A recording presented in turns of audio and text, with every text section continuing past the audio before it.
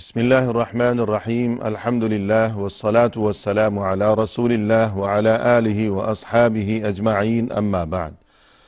ناظرین کرام، السلام علیکم ورحمۃ اللہ وبرکاتہ۔ شرح الادب المفرد کے عنوان سے اس پروگرام کے ہمراہ ہم حاضر خدمت ہیں،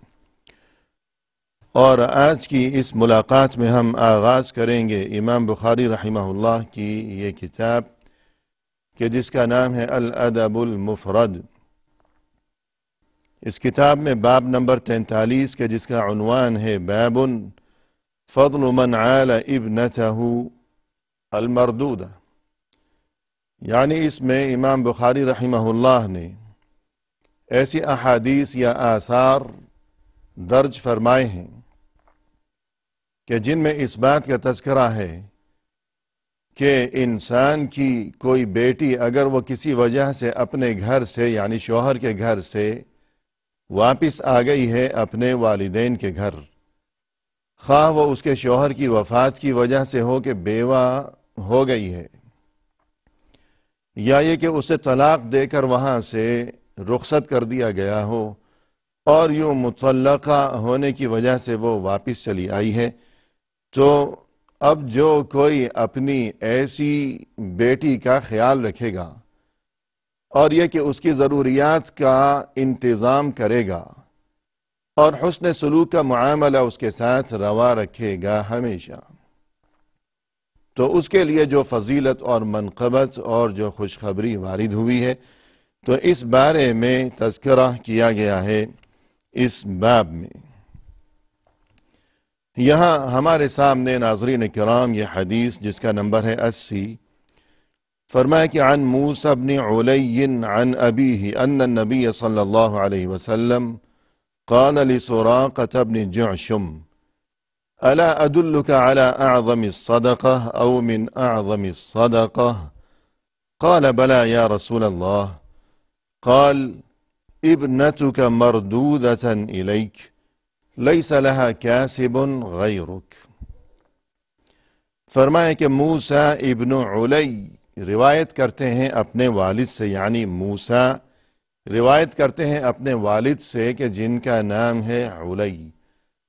اور اصل میں جو بہت مشہور و معروف نام ہے عربی زبان کا لفظ علی، جیسا کہ علی ابن ابی طالب رضی اللہ عنہ، وہ لفظ علی ہے،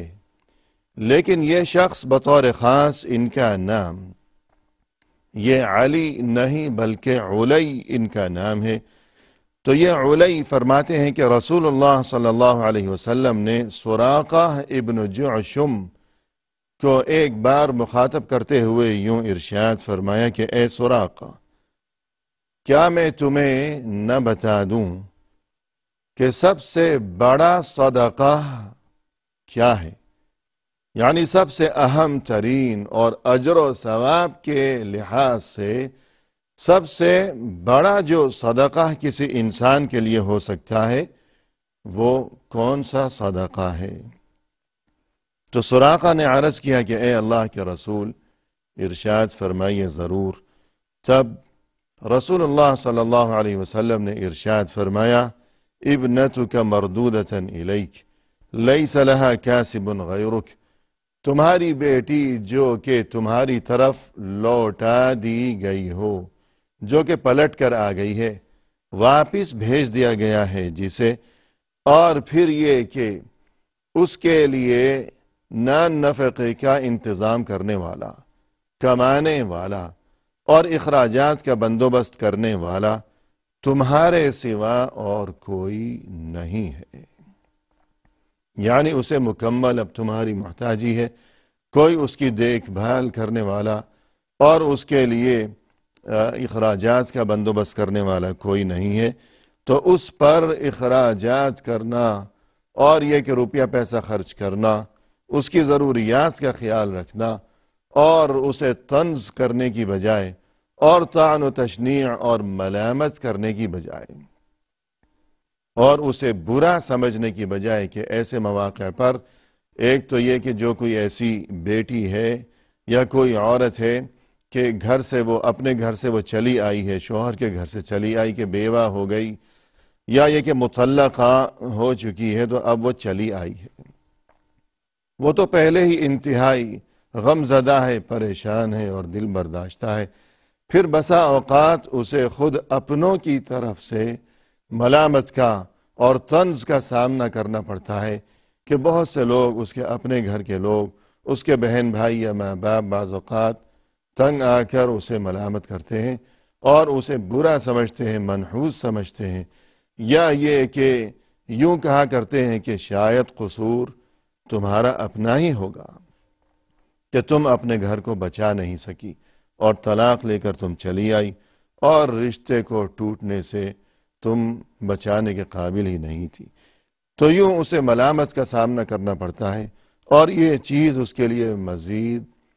کیا کہنا چاہیے کہ دل اس کا اس سے اور زیادہ ٹوٹتا ہے اور مزید صدمے کا یہ چیز اس کے لیے سبب بن جایا کرتی ہے۔ اور بلکہ یہاں ناظرین کرام ہم یہ دیکھ رہے ہیں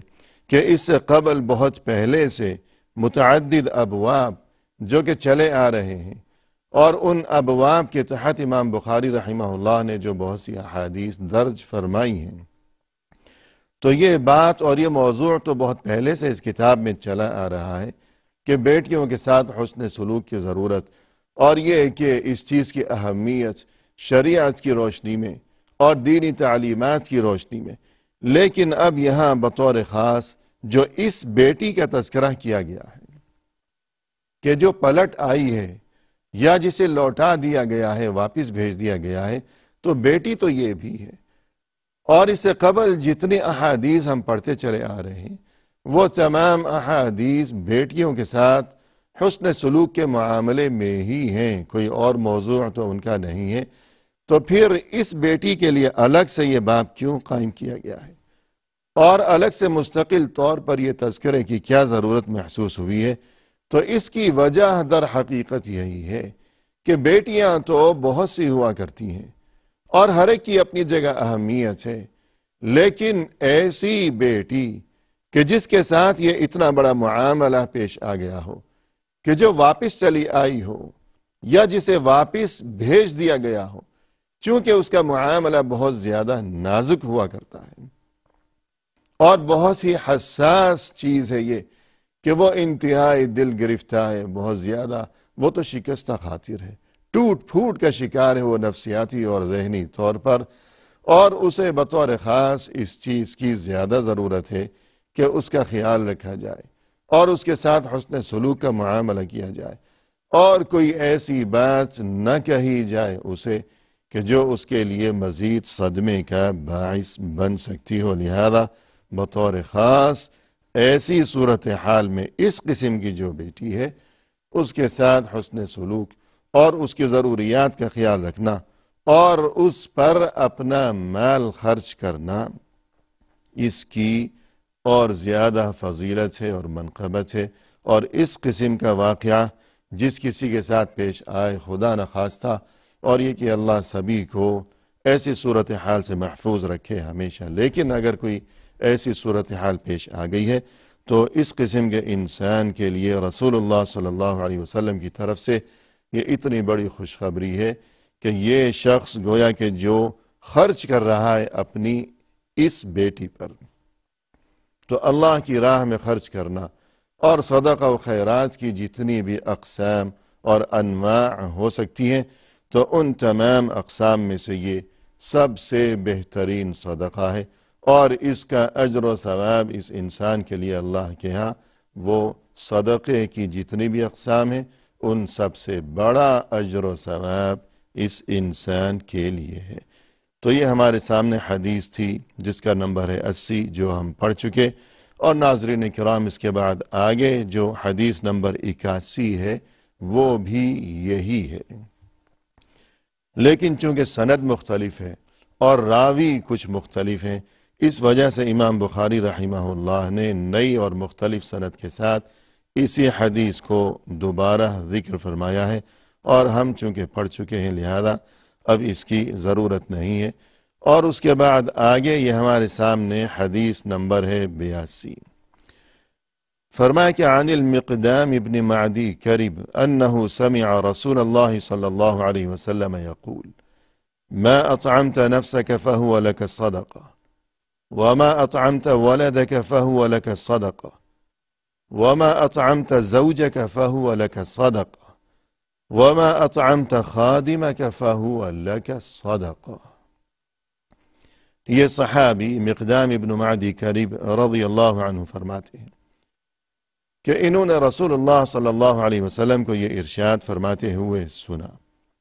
کہ آپ صلی اللہ علیہ وسلم نے ارشاد فرمایا کہ جو کچھ تم نے خود اپنے آپ کو کھلایا، خود جو کھایا پیا ہے انسان نے، وہ تمہارے لیے صدقہ ہے. یعنی انسان جو خود کھاتا پیتا ہے اگر وہ نیت کر لے صدقے کی اور اجر و ثواب کی تو اپنے اوپر خرچ کرنا، اور خود انسان جو کھاتا ہے پیتا ہے خود کسی دوسرے کو نہیں کھلا رہا یا پلا رہا، خود جو کھاتا پیتا ہے اگر نیت کر لے اجر و ثواب کی تو یہ چیز بھی انسان کے لیے صدقہ ہے. کیونکہ انسان کی یہ زندگی اور انسان کا یہ سراپا اور اس کا یہ وجود اور اس کا یہ جسم، یہ اللہ کی طرف سے نعمت ہے، اور اللہ کی طرف سے یہ چیز امانت ہے انسان کے پاس کہ اللہ کے حکم سے ہی یہ انسان اس دنیا میں آیا ہے، یہ اللہ کا بندہ ہے، یہ اللہ کی مخلوق ہے. اور جب اللہ کی مرضی ہوگی تو جس طرح اس اللہ کی مرضی سے ایک وقت وہ تھا کہ جب اس کی تخلیق کا عمل مکمل کیا گیا تھا اور پھر اس کے وجود میں اللہ کے حکم سے روح پھونکی گئی تھی، تو جب مقرر اور طے شدہ وقت آ پہنچے گا تو پھر اسی اللہ کے حکم سے ہی اس کے وجود سے اور اس جسم سے روح واپس نکال لی جائے گی. لہذا انسان کا اپنا یہ وجود اور اس کی یہ زندگی اور اس کی یہ صحت، یہ اس کے ہاتھوں میں اور یہ اس کے پاس امانت ہے، یہ اس کا اپنا نہیں ہے. یہ اپنا جسم بھی اپنا نہیں ہے اور یہ اپنی زندگی ہماری اپنی نہیں ہے، بلکہ یہ ہماری طرف سے امانت ہے، اور اس امانت کی حفاظت یہ ہماری ذمہ داری ہے اللہ کی طرف سے کہ جو اس امانت کا مالک حقیقی ہے. تو انسان اگر اس امانت کی حفاظت اور اس کی بہتری کی نیت کرتے ہوئے کھاتا ہے اور پیتا ہے کہ امانت کی حفاظت ہو سکے، کہ امانت میں کوئی خرابی پیدا نہ ہو بھوکا پیاسا رہنے کی وجہ سے، کہ انسان ایسا نہ ہو کہ بیمار پڑ جائے، اور پھر مزید یہ کہ صحت ہوگی، کھائے پیے گا تو انسان اللہ کی عبادت انجام دینے کے قابل ہو سکے گا، مسجد آمد و رفت کے قابل ہو سکے گا، حج کے لیے جانے کے قابل ہو سکے گا، اور اسی طرح اپنے لیے اور اپنے اہل و عیال کے لیے رزق حلال کمانے کے قابل ہو سکے گا. ہلنے جلنے کی اس میں طاقت آئے گی اگر کچھ کھائے گا اور پیے گا. لہذا یوں نیت کرتے ہوئے ہمیں کھانا پینا چاہیے تاکہ اس طرح یہی ہمارا اپنا کھانا پینا جو ہم خود کھا رہے ہیں یہ ہمارے لیے اللہ کے ہاں صدقہ شمار ہو سکے، اور یہ چیز ہمارے لیے اللہ کے ہاں اجر و ثواب کا ذریعہ اور وسیلہ بن سکے. اور اس کے بعد فرمایا کہ جو کچھ تم اپنی اولاد کو کھلاتے پلاتے ہو وہ بھی تمہارے لیے صدقہ ہے. اور اس کے بعد فرمایا کہ جو کچھ تم اپنی بیوی کو کھلاتے ہو وہ بھی تمہارے لیے صدقہ ہے. اور حتیٰ کہ جو کچھ تم اپنے خادم کو، اپنے ملازم اور نوکر کو کھلاتے پلاتے ہو وہ بھی تمہارے لیے صدقہ ہے. تو محترم ناظرین، اس میں یہ جو تذکرہ ہے متعدد چیزوں کا تذکرہ ہے کہ جو خود اپنے آپ کو کھلاتے ہو وہ بھی صدقہ ہے، جو اپنے بچوں کو کھلاتے ہو وہ بھی صدقہ، جو بیوی کو کھلایا، خادم کو کھلایا، ان تمام چیزوں کا تذکرہ فرمایا گیا اس حدیث میں کہ یہ سبھی کچھ انسان کے لیے صدقہ ہے. لیکن یہ کہ اس عنوان کے تحت کے تذکرہ یہ چل رہا ہے کہ بیٹیوں کو کھلانا پلانا اور ان پر خرچ کرنا اور ان کی ضروریات کا انتظام کرنا، تو یہ کتنا بڑا اس میں اجر و ثواب ہے اور کتنی بڑی فضیلت ہے. تو جو تذکرہ یہاں ہوا کہ جو کچھ تم اپنی اولاد کو کھلاؤ، تو اولاد میں اور اپنے بچوں میں ظاہر ہے کہ بیٹی بھی شامل ہے۔ تو اس وجہ سے امام بخاری رحمہ اللہ نے اس حدیث کو اس باب میں کہ جہاں بیٹیوں کے ساتھ حسن سلوک کا تذکرہ کیا گیا ہے، یہاں اس حدیث کو درج فرمایا ہے امام بخاری نے اس حدیث کے اس حصے کی وجہ سے کہ جو تم اپنی اولاد کو کھلاؤ وہ تمہارے لیے صدقہ ہے، اور اولاد میں بیٹیاں بھی شامل ہیں۔ اور اس کے بعد ناظرین کرام، یہ ہمارے سامنے باب نمبر 44 جس کا عنوان قائم فرمایا ہے امام بخاری رحمہ اللہ نے، باب من کرہ ان یتمنى موت البنات، یعنی جو کوئی اپنی بیٹیوں کے لیے موت کی آرزو کرتا ہو تو یہ کس قدر بری چیز ہے اور کس قدر ناپسندیدہ اور قبیح ترین یہ انداز فکر ہے کہ کوئی انسان اپنی بیٹیوں سے اس قدر نفرت کرنے لگے کہ ان کے لیے موت کی تمنا کرنے لگے کہ کاش یہ بیٹیاں تو مر ہی جائیں، نعوذ باللہ نعوذ باللہ۔ تو یہ کس قدر بری چیز ہے، تو اس بارے میں یہاں تذکرہ کیا گیا ہے، اور یہاں ہمارے سامنے یہ اثر ہے کہ جس کا نمبر ہے 83۔ فرمایا کہ عن ابی الرواع عن ابن عمر ان رجلا كان عنده وله بنات فتمنى موتهن فغضب ابن عمر فقال انت ترزقهن۔ فرماتے ہیں امام بخاری رحمہ اللہ کہ ابی الرواع سے یہ روایت ہے کہ انہوں نے ابن عمر رضی اللہ عنہما سے یہ بات روایت کی ہے کہ ایک بار ایسا ہوا کہ ایک شخص ابن عمر رضی اللہ عنہما کے پاس موجود تھا، اور اس شخص کی کچھ بیٹیاں تھیں، یعنی وہ بیٹیوں کا باپ تھا۔ یہ مطلب نہیں کہ بیٹیاں بھی وہاں بیٹھی ہوئی تھیں، مطلب یہ کہ اس شخص کی بیٹیاں تھیں، اور یہ کہ وہ ابن عمر رضی اللہ عنہما کے سامنے وہاں اس مجلس میں اپنی بیٹیوں کے لیے موت کی تمنا کرنے لگا، یعنی بیٹیوں کے بارے میں کوئی گفتگو چل نکلی، کوئی ایسا تذکرہ ہوا کہ آخر وہ شخص یوں کہنے لگا کہ کاش میری بیٹیوں کو تو موت ہی آ جائے، جان چھوٹ جائے۔ اور اس کی یہ بات سنتے ہی ابن عمر رضی اللہ عنہما بہت زیادہ ناراض ہو گئے اور بہت ہی غصے کی کیفیت میں آ گئے، اور یوں فرمانے لگے اس شخص کو مخاطب کرتے ہوئے کہ انت ترزقہن، کہ ارے کیا اپنی بیٹیوں کو یہ رزق اور یہ روزی روٹی ان کے لیے اس کا انتظام، یعنی کیا تم اپنی بیٹیوں کو رزق دیتے ہو؟ مطلب یہ کہ رزق تو اللہ کے ہاتھ میں، تو کسی کا بیٹا ہے یا بیٹی ہے، کوئی طاقتور ہے یا کوئی کمزور ہے، رزق کا معاملہ تو اللہ کے ذمے ہے، رزق اللہ نے اپنے ہاتھ میں لے رکھا ہے سبھی کے لیے، کوئی بیٹا ہو یا بیٹی ہو، مرد ہو یا عورت ہو۔ تو جب یہ رزق اللہ کے ہاتھ میں ہے تو پھر تمہیں اپنی بیٹیوں سے اتنی نفرت کیوں ہے، اور پھر تم کیوں ان کے لیے موت کی تمنا کر رہے ہو؟